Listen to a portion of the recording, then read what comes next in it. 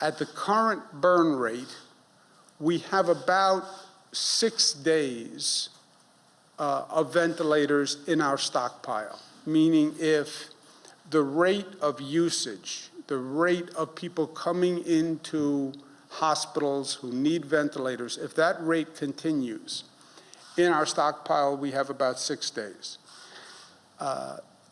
Now, if the apex happens within that time frame, if the apex increases, if the apex is longer, we have an issue with ventilators. These numbers, by the way, are also going to be compiled every night. There's a difference of opinion. How many will you need? We'll need what we need. You know, I have no desire to acquire more ventilators than we need. The way we basically are acquiring ventilators is the state is buying them. They are very expensive and the state is broke, so I have no desire to buy more ventilators than we need. But we need what we need. If a person comes in and needs a ventilator and you don't have a ventilator, the person dies. That's the blunt equation here. And right now we have a burn rate that would suggest we have about 6 days in the stockpile. But we are taking all sorts of extraordinary measures.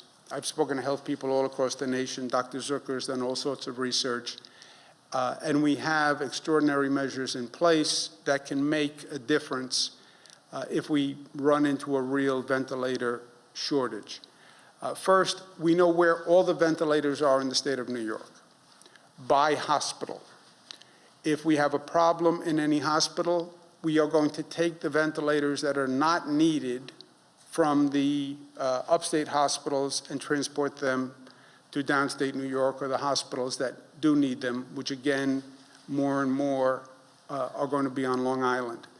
And then we'll return them or we'll figure out the finances of it and make those hospitals whole.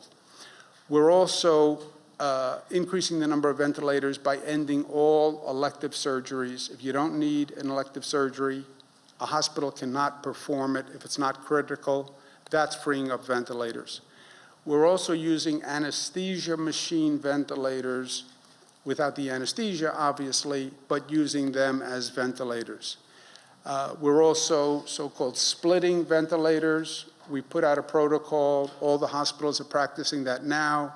1 ventilator, 2 sets of tubes can do 2 patients. It's not easy, it's not ideal, but it's better than nothing.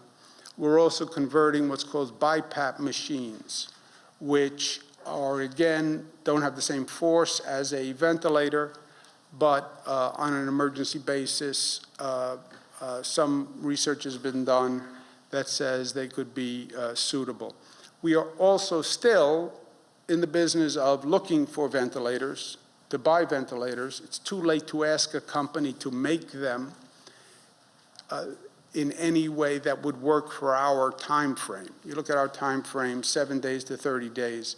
No one is going to be able to make a ventilator for you in that period of time. Nationwide, parts of the country that have a later curve, yes. If you give a company 2 months, 3 months, they can ramp up production, but not on our curve.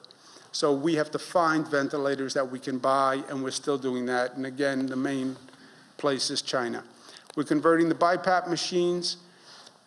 This has not been done before, but Northwell, which is one of our premier healthcare systems, has developed a protocol, and they're teaching the other hospitals now how to do it.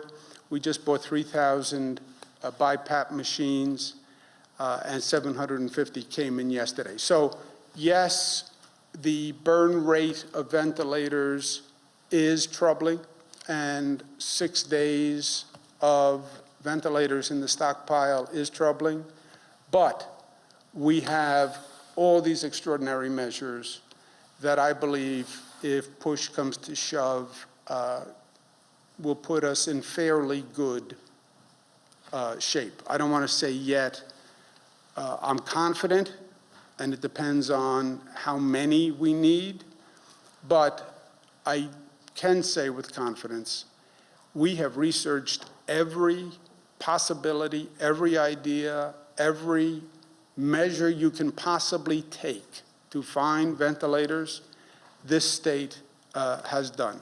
That I can promise you.